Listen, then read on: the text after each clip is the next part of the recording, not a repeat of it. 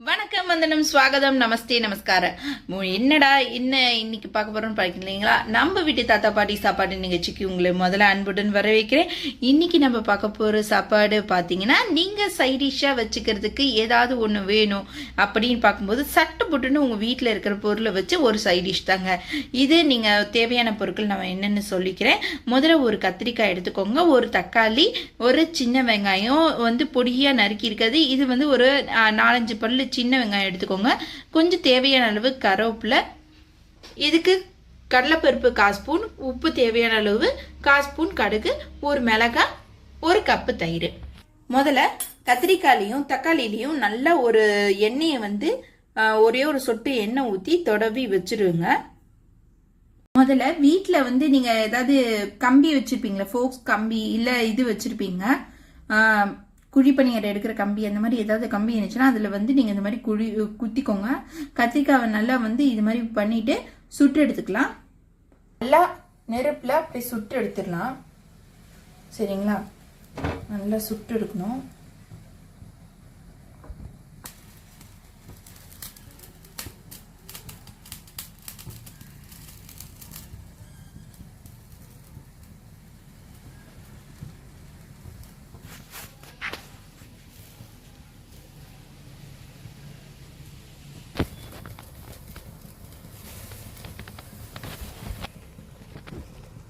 நான் இன்னைக்கு கேஸ் ஸ்டவ்ல சுட்டு எடுத்துட்டு இருக்கேன். நீங்க இன்கேஸ் நீங்க விறகு அடுப்பு இருந்தா சூப்பரா இருக்கும், வாசனையாவும் இருக்கும். இல்லட்டா ஒரு ஃபிளேவரும் இறங்கிடும். ஸோ நல்லா பார்த்தா தெரியும் உங்களுக்கு கத்திரிக்காய் நல்லா இதாகும்.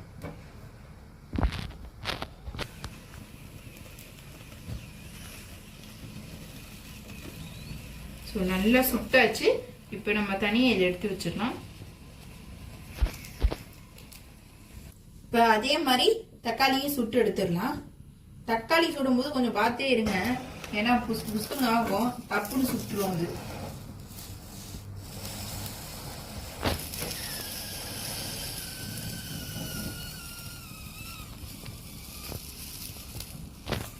இப்போ பார்த்தீங்கன்னா நல்ல தக்காளி சுட்டுருச்சு. இப்போ பார்த்தீங்கன்னா தெரியும், ஒரே இதுலேயே வந்து டக்குன்னு சுட்டுரும். சுட்டு இப்போ வந்துருச்சு, கலர்லாம் மாறிடுச்சு, தோலும் பார்த்தீங்கன்னா பிஞ்சு வந்துடும். இப்போ இதை அப்படியே எடுத்து தண்ணியில் போட்டு தோலை உரிச்சிடலாம். ரெண்டோடதையும் கத்திரிக்காயும் தக்காளியும் நல்லா தோல் உரிச்சு தண்ணியில் முதல்ல போட்டு தோலை உரிச்சு எடுத்து வச்சிருக்கேன். மேஷ் பண்ணி வச்சிருக்கேன். ஸோ இந்த மாதிரி ஒரு மச்சாலே மேஷ் பண்ணாலே போதும், உங்களுக்கு இது ஆயிரும், டக்குன்னு இந்த மாதிரி மஞ்சிரும். நீங்கள் அரைக்கணும்லாம் இல்லை, இந்த மாதிரி மஞ்சிரும். இதுல நம்ம எடுத்து வச்சிருக்க சின்ன வெங்காயத்தை பொடி பொடியா நறுக்கி வச்சிருக்கேன். ஒரு 10 சின்ன வெங்காயம் நறுக்கி வச்சிருக்கேன். ஸோ அதை இதுல போட்டு நல்லா இதுல கிளறிடலாம். அண்ட் நம்ம வச்சிருக்க தயிரையும் இதுல ஊத்திடலாம். ஊத்தி ஒரு கிளறிட்டு இப்ப நம்ம உப்பு போட்டுடலாம்.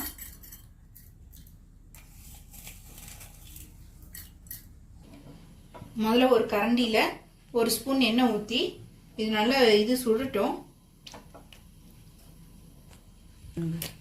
எண்ணெய் காஞ்சோன்னு நம்ம வச்சிருக்க கடுகு, கடலைப்பருப்பு, வரமிளகாய், கருவேப்பிலை இது எல்லாத்தையும் போட்டு நம்ம இப்போ வந்து கடுகு, கடலைப்பருப்பு, கருவேப்பிலை, வரமிளகாய் எல்லாத்தையும் போட்டு தேங்காய் எண்ணெயில் ஊற்றி நம்ம 2 ஸ்பூன் தேங்காய் எண்ணெய் ஊற்றி தாளிச்சிருக்கோம்.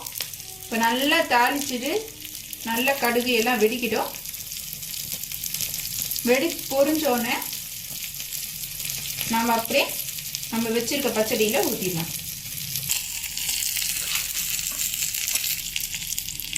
நம்ம வச்சிருக்க பச்சடியில் இதை அப்படியே ஊற்றிடலாம்.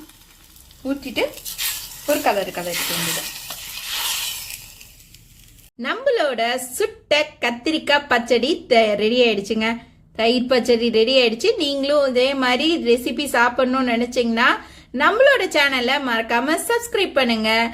நம்ம வீட்டு தாத்தா பாட்டி சாப்பாடு சேனலை மறக்காம சப்ஸ்கிரைப் பண்ணிடுங்க. அண்ட் உடனே உங்களுக்கான ரெசிபிஸ் வேணும்னா நீங்க என்னோட பெல் பட்டனை கிளிக் பண்ணிக்கோங்க.